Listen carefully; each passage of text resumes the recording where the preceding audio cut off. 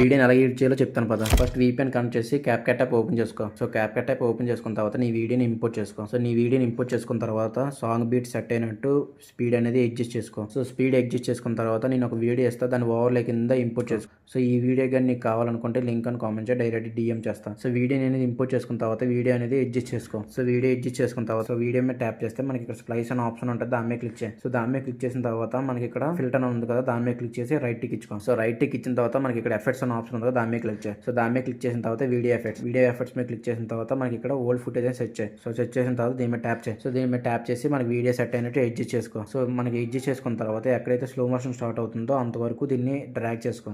So drag చేసుకున్న తర్వాత మళ్ళీ ఎఫెక్ట్స్ మీద క్లిక్ చేయి. సో ఎఫెక్ట్స్ మీద క్లిక్ చేసిన తర్వాత మళ్ళీ వీడియో ఎఫెక్ట్స్ మీద క్లిక్ చేసిన తర్వాత మనకి ఇక్కడ గ్లో అని సెట్ చేయి. సో ఈ గ్లో 2 ఆప్షన్ ఉంది కదా, దాని మీద క్లిక్ చేయి. సో దాని మీద క్లిక్ చేసిన తర్వాత మనకి ఇక్కడ ఆబ్జెక్ట్ అని కనబడుతుంది కదా, దాని మీద క్లిక్ చేయి. సో దాని మీద క్లిక్ చేసి ఇక్కడ మనకి ఓవర్లే ఉంది కదా, దాని మీద క్లిక్ చేసి రైట్ టిక్ ఇచ్చు. సో ఈ గ్లో 2 అనేది మనకి వీడియో ఎండ్ వరకు డ్రాగ్ చేసుకో. సో డ్రాగ్ చేసుకున్న తర్వాత మళ్ళీ ఇక్కడ ఫిల్టర్ మీద ట్యాప్ చేయి. సో ఫిల్టర్ మీద ట్యాప్ చేసిన తర్వాత మనకి ఇక్కడ కింద స్క్రోల్ చేస్తే ఫ్లాష్ CCD ఉంది కదా, దాని మీద ట్యాప్ చేసి రైట్ క్లిక్ ఇచ్చుకో. సో రైట్ క్లిక్ ఇచ్చుకున్న తర్వాత దీన్ని వీడియోకి సెట్ చేయనట్టు అడ్జస్ట్ చేసుకో. సో ఫిల్టర్స్ అన్ని ఇచ్చుకున్న తర్వాత మీ వీడియో అనేది ఎక్స్పోర్ట్ చేసుకోండి. సో ఇలాంటి మోర్ కంటెంట్ కోసం మన పేజ్ని ఫాలో అయిపోండి.